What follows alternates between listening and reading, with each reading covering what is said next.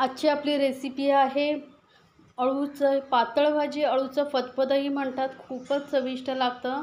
आता पावसामध्ये मार्केटमध्ये भाजीचं अळू खूप प्रमाणात येतं, तर त्यावेळेस तुम्ही ही भाजीचं अळू एकदा नक्की बनवून बघा. या पद्धतीने कमी साहित्य, बिना चटणीचं वगैरे आपण हे झटपट होणारं अळूचं फतफदं बनवणार आहोत. राईसबरोबर किंवा पोळीबरोबर एकदम अप्रतिम लागतं.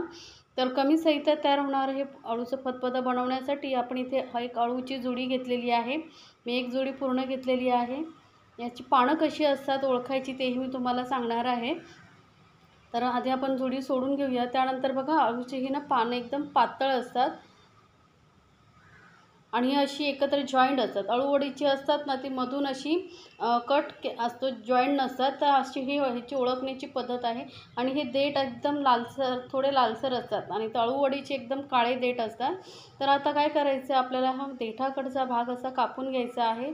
याला अळूवडीला आपण जसं प्लेन वगैरे करतो तसं काही करायची गरज नाही, कारण आपल्याला याला कापायचीच आहे. तर अशी ही अळूची पानं आपण कापून घेणार आहोत. पहिले देठ वेगळे करून घ्यायचे आहेत आपल्याला. तर हे देठ मी सर्व पानांचे काढून घेते.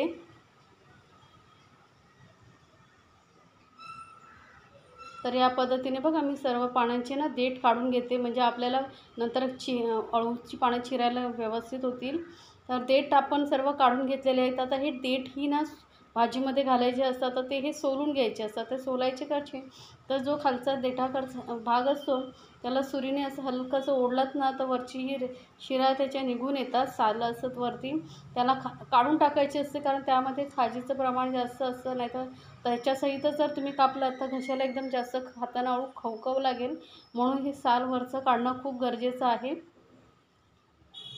तर हे बघा या पद्धतीने मी सर्व ना देठ असे सोलून घेते.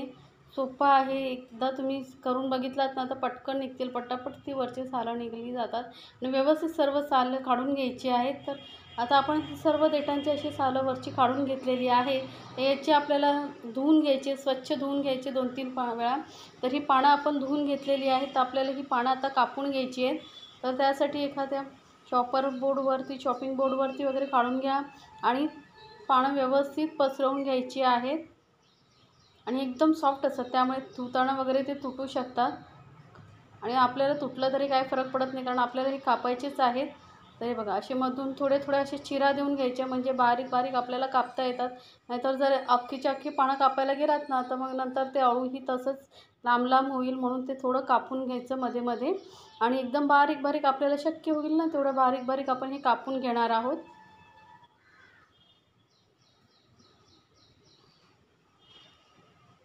तर हे बघा या पद्धतीने मी ना सर्व अळूची पानं आहेत ती कापून घेते. जाड किंवा बारीक कसंही कापलं तरी चालेल. जर तुम्हाला एकदम बारीक कापायची असेल तर थोडी जाड कापलात आणि नंतर मग उकडून त्यांना मिक्सरमध्ये थोडं फिरून घेतलं तरी चालेल. तर पण मला हे असंच आवडतं म्हणून मी एकदम बारीक कापून घेते. तर ही पानं आपण आता सर्व ना बारीक एकदम कापून घेऊया. तर पानं आपली कापून झालेली आहे, ती मी परत एका प्लेट्समध्ये वगैरे काढून घ्या. मी ही चाळणीवरती काढून घेते. तर आता हे पानं ठेवूया बाजूला आणि आपण आता देठ कापून घेऊया. देठ ही एकदम बारीक बारीक आपल्याला कापायचे असतात. ही पानं मी ठेवते बाजूला. आणि देठ बघा, देठ ही एकदम बारीक बारीक कापायचे असतात.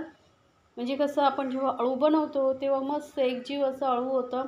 जास्त दांडे वगैरे जास्त देठ वगैरे दिसत नाही, म्हणून एकदम पातळ असं कापून घ्यायचं. पातळ कापल्यामुळे काय होतं, शिजतात ही पटकन हे देठ. म्हणून एकदम बारीक बारीक मी असे बघा या पद्धतीने कापून घेते.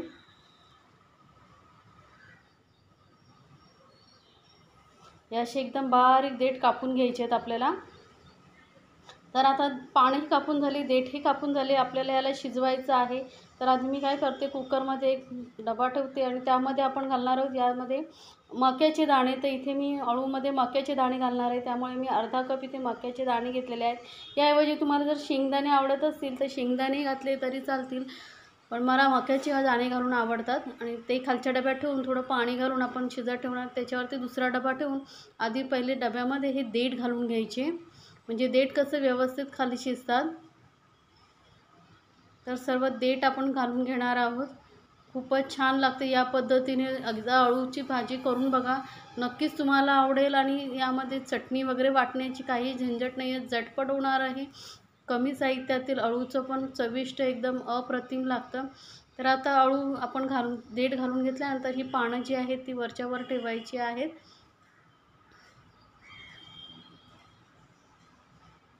तर हे आपण मस्तपैकी आता पाणी घालून ह्याला शिजवून घ्यायचं आहे. तर कुकरमध्ये पटकन शिजतं, तुम्ही कढईमध्ये वगैरेही शिजवू शकता. तर आता इथे त्याला थोडी खाज असते, त्यामुळे मग आपण इथे कोकम घालतो आहे.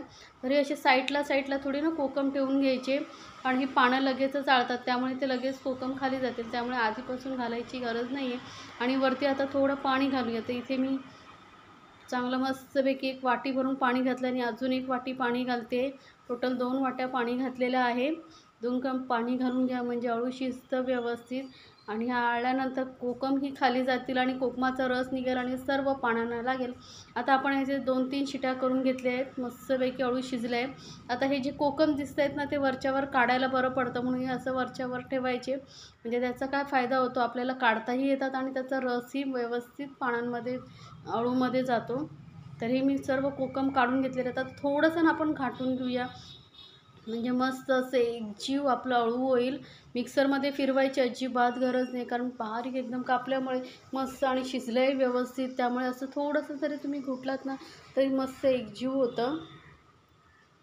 तर थोडंसं बघा, मी थोडंसं, जास्त नाही, 2-3 मिनटं चांगलं असं फेटून घेतल्यावर मस्त असं एकजीव आपलं अळू तयार झालेलं आहे. तर फोडणीसाठी मी कढई ठेवली आहे आणि त्यामध्ये 2-3 चमचे तेल घालायचं आणि अर्धा चमचा घातले जिरं. तेल तापल्यानंतर जिरं मस्तपैकी असं तडकेपर्यंत आपल्याला तळून घ्यायचं आहे. त्यानंतर आता इथे मी 3 हिरव्या मिरच्या घातलेल्या आहेत. हिरव्या मिरच्या ही मस्त अशा परतल्या गेल्या का आपण यामध्ये घालणार 5-6 लसणाच्या पाकळ्या, आणि लसूण आणि मिरची वगैरे आपण व्यवस्थित परतून घ्यायचं आहे तेलामध्ये. मिरची आता तुम्हाला तिखट किती हवं आहे त्यानुसार तुम्ही मिरचीचं प्रमाण कमी जास्त करू शकता. थोडीशी कढीपत्त्याची पानं घालायची आहेत, मस्त फ्लेवर येतो. तर कढीपत्त्याची पानं नक्की घालून बघा. आता कढीपत्ता ही मस्त तेलामध्ये ना परतून घ्यायचा, आपल्याला सुगंध सुटला पाहिजे. तर कढीपत्ता आपला व्यवस्थित परतून झाला आहे. आता यामध्ये घालूया कांदा. तर एक कांदा मी मोठा साईजचा बारीक एकदम कापून घेतला आहे. आपल्याला वेगळी चटणी वगैरे बनवण्याची काहीही गरज नाही. आता हे मिश्रण दाटसर कसं होणार, त्यासाठी काही एक ट्रिक्स आहे, ज्यामुळे आपलं अळू जे आहे मस्त असं दाटसर आणि एकजीव होईल. तर कांदा आपला व्यवस्थित परतून झाला आहे बघा. गॅसचा फ्लेम एकदम मिडियम ठेवला आहे. आणि त्यानंतर आता या अळूला दाटसरपणा येण्यासाठी 2 चमचे मी छोटे 2 चमचे बेसन घातलेलं आहे. बेसन तेलामध्ये कांद्याबरोबर व्यवस्थित परतून घ्यायचं आहे, म्हणजे ना त्याचा कच्चेपणा जातो आणि टेस्टही छान लागते अळूला, आणि अळू एकदम असं दाटसर होतं. नाहीतर काय होतं, जर तुम्ही आता आपण यामध्ये चटणीचा वगैरे वापर करत नाही आहे, त्यामुळे काय होईल, अळूची पानं, अळू एका साईडला, पाणी एका साईडला असं होणार. त्यापेक्षा थोडंसं बेसन घाला, त्यामुळे टेस्ट खूपच छान लागणार आहे. आता अर्धा चमचा मी छोटा हळद घातलेली आहे. हळद घालून आपण व्यवस्थित मिक्स करून घेतलेलं आहे. आपल्याला यामध्ये लाल मिरची पावडर वगैरे घालायची गरज नाही आहे, कारण आपण हिरव्या मिरच्या घातलेल्या आहेत ना, त्यामुळे लाल मिरची पावडर घालायची गरज नाही आहे. जर तुम्हाला वाटत असेल असं थोडंसं, तर मग तुम्ही अर्धा चमचा लाल मिरची पावडर घातली तरी चालेल. तर मस्त फेस आला आहे बघा. बेसन व्यवस्थित भाजलं गेल्याची ही लक्षणं आहेत.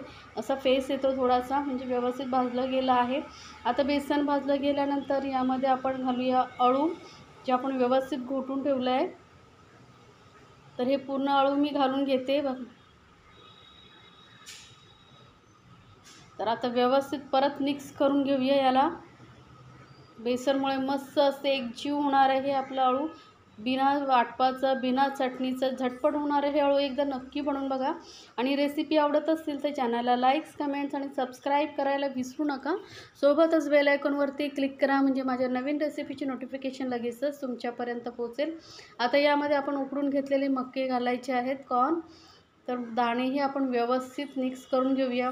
मक्यामुळे छान टेस्ट येते. जर तुम्हाला असं कॉर्न आवडत नसतील तर मग शेंगदाणे उकडून घेऊन तेही घालू शकता, त्यानेही अळू खूप छान लागतं. तर झटपट होणारे हे अळू कसं वाटलं हे मला कमेंट्समध्ये नक्कीच सांगा. आता घालूया आपण चवीनुसार मीठ. आणि आता उकळी आल्यानंतर यामध्ये घालूया गरम मसाला पावडर. एक छोटा चमचा मी गरम मसाला घालते आहे. गरम मसाल्यामुळे मस्त टेस्ट येणार आहे आपल्या अळूला. आणि गरम मसाला लक्षात ठेवा सर्वात शेवटी घालायचं आहे, म्हणजे त्याचा फ्लेवर जो आहे ना मस्त अळूमध्ये शेवटपर्यंत टिकून राहतं. अगदी राईसबरोबर पोळीबरोबर एकदम अप्रतिम लागतं. तर एकदा नक्की बनवून बघा आणि मला कमेंट्समध्ये जरूर सांगा तुम्हाला ही रेसिपी कशी वाटली. अगदी बोटं चाटून खाल एवढे छान चविष्ट असं हे अळूचं फदफदं लागतं, अळूची पातळ भाजी.